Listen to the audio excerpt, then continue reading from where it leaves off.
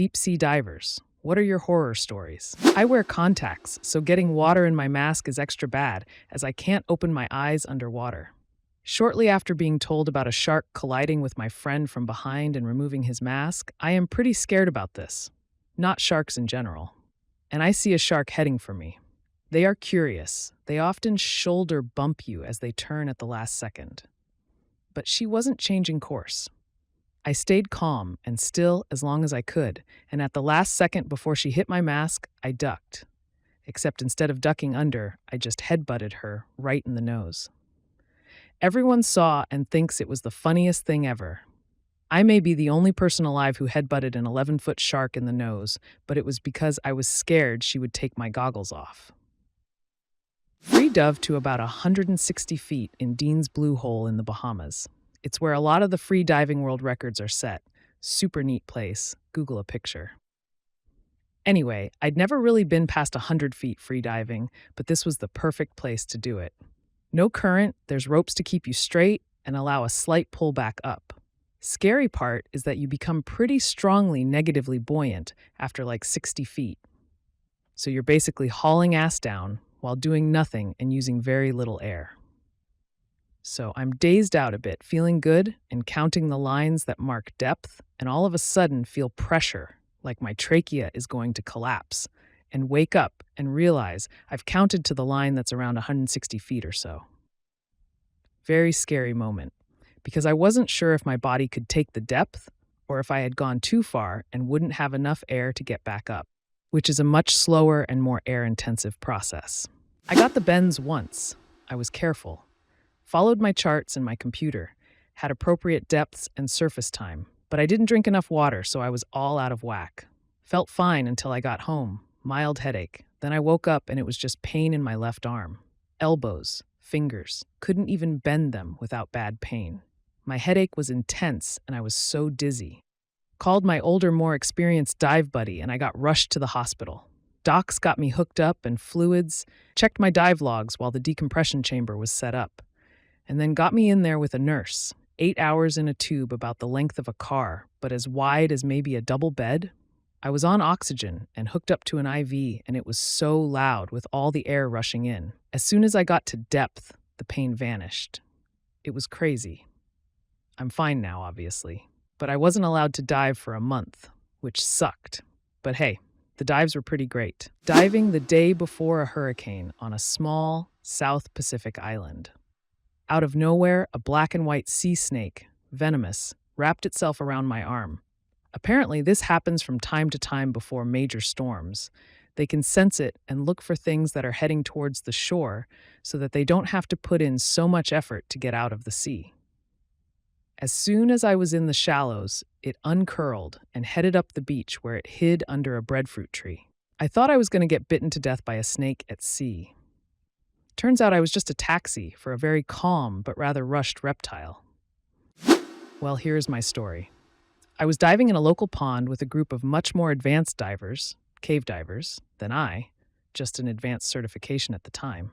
I am leading the dive as to get used to pressures and responsibilities of heading the procession. They are mentoring me. It is a Texas puddle, visibility 10 feet max, not too deep, maybe 25 feet. The known horrible visibility makes it impossible to navigate by compass. We follow a line, put by other divers. These lines go from one sunken item to another. So I know I'm about to hit a small sunken boat. Don't remember which one. There are a few similar in a row in a same state of decay. So I am first in the group. I get to the boat and see someone's black army boot sticking out from the inner quarters. Curious thing is, it looks somewhat new. Not like items you find on the bottom. Hard to see, too much muck in the water. So I touch the boot, thinking it is by itself, but it won't lift, like it is attached to something heavy. I put my hand further in and feel the leg continuing out, pants, the calf, and I see the second leg now. Fuck with a big letter F, right? I turn around and show a sign for the emergency ascent to the group behind me. Everyone has a sour face. No one wants to surface, but it's a rule that if one says up, others in a group must abort. No questions. They wanted me to explain with signs why, but what is a diver's sign for a cadaver? I feel like I rush toward the surface, even though trying to stay calm and take time. So, we are on the lake's surface. I have this adrenaline rush, can't breathe enough. So, I tell them there is a body down there. I see rolling eyes from everyone once they see I am serious. A fun bunch, right? So I describe in detail what I saw. We go down. I don't lead anymore. We make a group search pattern for the line. But once we locate it, we don't know if we should go forward or backwards, as there are a number of boats on the line, and who knows in which the body is in and how far we drifted while talking it out on the surface. Well, we find all boats before finding the original one of cause. So, our customary leader goes into the cabin of the boat, and we wait. I'd say he was rather courageous at this point, went right in. Then he emerges from the cloud of muck and tells us all to surface. So, gluing information together from what we learned later on. Turns out, the police or some other agency had a body recovery training in the same lake the same day. When they went for lunch, they stuffed their fully dressed, anatomically correct rubber doll in one of the sunken boats for a few hours for safekeeping. Well, I died a little that day. Saved someone from drowning while scuba diving. Person had an epileptic seizure at 85 feet of water in a pitch-black cavern that I was diving also. I was hovering above, just watching the flashlights move about when I noticed one flashlight not moving. I swam down and was met with the other diver with no regulator in their mouth. Eyes open and just on their knees. The diver's buddy was next to them and in complete shock to what was going on and was not assisting whatsoever. 15 years of diving and instructor training came over me like it was second nature. I thought her regulator just came out, so I popped mine out and offered it to her, that when I noticed she had done, mentally checked out. I popped my number 2 regulator in my mouth and attempted to put my number 1 regulator in her mouth, but her teeth were completely clenched. I then pressed the purged button to get air into her mouth and noticed her cheeks moving, so I know air was getting in there. That was good enough for me. I then grabbed her under her arm and get the regulator flowing in her mouth and swan to the opening of the cavern and then up over 60 feet to get her to the surface. One on the surface did everything I was trained to do. Inflate BC, dumped her weights, got her on her back, and started towing to land. As I'm towing her in, she is regurgitating all the water she swallowed and inhaled. It seemed like gallons of water. Got her to land where other divers assisted me in getting all her gear off. She was breathing fine and alive, but in shock for a while, and slowly came around like nothing happened. We were very lucky that we were only 10 minutes into the dive, or for sure we would have both been bent and spending time in a hyperbaric chamber. The crazy thing is, she didn't tell anyone she had epilepsy, and when we later reviewed her consent form, she checked off no to epilepsy. I put myself at risk shooting up to the surface like that, but if I came across that situation again, I would not hesitate to save someone's life. The only scare I've had is some jackass in a yacht cruising through our dive location at full throttle. You could hear the boat coming for a solid minute or two before it flew over our heads. Our boat had a dive flag on it, and we had a buoy with a dive flag on it. They didn't even slow down. Barracuda, sharks, rays, manatees, dolphins, all cool. Humans are way scarier. Not my story, but my parents. They like to scuba dive when traveling and have gone several times over the years. Once they visited Mexico and went diving there before I was born. I'm not sure where they were exactly, but my mom was slightly lower down than my dad and looking at the ocean floor. He was looking up and around. My mom had on a gold necklace that was floating in the water around her. It was a sunny day and a fairly shallow dive, so it was sparkling. From my mom's POV, she was going along having a grand old time looking at the sea critters below, when suddenly my dad grabbed her and started frantically shaking her arm to get her attention.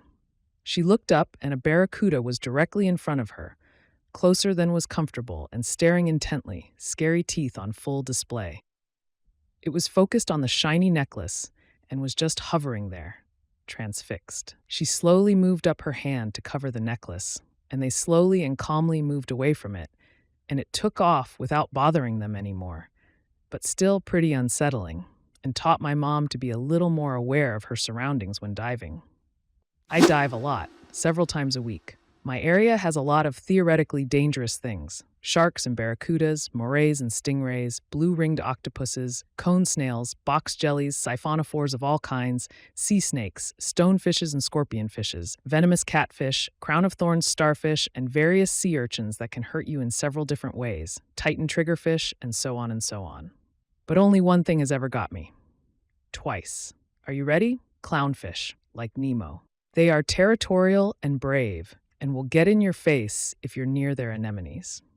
I usually respect their space, but I was distracted watching something else a couple of times, and turns out they will actually bite if you don't leave their space fast enough. For real though, I don't have particular horror stories, but the scariest moments are probably when I get caught in strong currents and have to crawl on the bottom to fight it, going hand over hand like I'm climbing a horizontal wall. Despite what a lot of people tend to think, especially looking at the daunting list of dangerous animals in my area, sea critters aren't your problem. You leave them alone and it's fine. Sea conditions like waves or currents, and above all human error, are the real killers. Edit, I just remembered an incident that did scare me. It was a human error/equipment failure issue. When you're diving, you want to ascend to the surface slowly. This is because under pressure, your blood and tissues can hold more gases, in particular inert nitrogen from your compressed air, dissolved in it than when you're at the surface. And as you ascend to the surface, these dissolved gases have to return to being gases. If you're slow, you just breathe it out as you come up. But if you're too fast, they turn into bubbles of gas in your arteries and veins before they can be vented out. This causes embolisms as well as decompression sickness, aka the bends. I was diving with a friend at about 25 meters from the 82 feet when her old beat-up BCD, the vest that you can inflate with air to control your buoyancy, started to inflate on its own.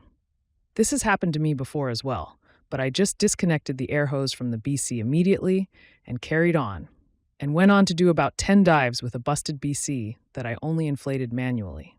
She didn't think to do that, or didn't have time to do that. This happened very quickly. I saw that she was having buoyancy control issues. She was upside down kicking to try to stay down, but in the few seconds it took for me to realize how bad the problem was, she was already at the surface. Basically, I quickly glanced around to see if there was a rock I could use to weigh her down, and when I turned back, she was gone. I followed her up, but not too quickly. And even so, my dive computer was beeping warnings at me. When we met up, I wondered why she didn't use her dump valve. There is a valve at the bottom of the BC exactly for releasing air when you are feet up, especially since she was experienced and should know to do that. Then I saw that the string you pull to open the valve was missing, so it was literally impossible to dump the air when oriented that way. So check your gear before you use it. I was pretty worried that she would come down with the bends, but she was fine. People are often worried that I dive alone a lot, but honestly, all of my scariest and most anxious moments were problems occurring with other people. Throwaway account, as this story is well known among my circles, and it would be easy to identify me. I grew up in Oz. When I was 15, I took the family boat out and dove the reef myself to clear my head. Mistake number 1. I was down at a depth of about 28 meters, 90 feet, when I was only rated for 60 feet. Mistake number 2. Whilst diving, I spotted a 3-diver mako shark coming right at me. For those who are unaware, makos are basically the cheetahs of the ocean, and they only have 2 speeds: curious, harmless, and lunch, very much harmful. This guy was in lunch mode, so I hovered, as I had been trained to do, as there would be no way for me to outmaneuver it or escape it. Nowadays, we dive with shark shields, which emit electronic pulses that freak the sharks out and keep them away.